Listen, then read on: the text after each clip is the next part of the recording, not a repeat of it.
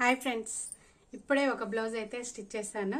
ఈ బ్లౌజ్ అయిపోయింది కంప్లీట్గా. చూడండి మన స్టిచ్చింగ్ ఏ విధంగా ఉన్నదో.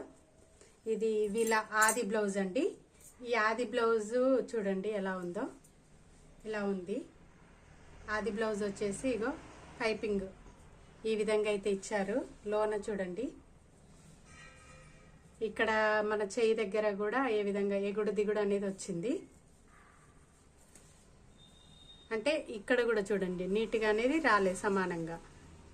వీళ్ళు లైనింగ్ అతుకు పెట్టినప్పుడు ఇక్కడ కుట్టారు ఒకటి, ఈ కుట్టు కూడా ఇప్పలేదు. ఈ విధంగా ఉన్నది వీళ్ళది. ఇది ఆది బ్లౌజ్ ఇస్తే ఈ సైజు నేను కుట్టాను. మన బ్లౌజ్కి తేడా చూడండి, సేమ్ సైజు ఈ విధంగా వస్తుంది.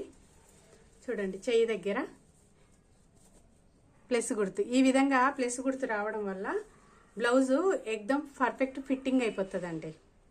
మనకి ఇక్కడే తెలిసిపోతుంది మనకి స్టిచ్చింగ్లో.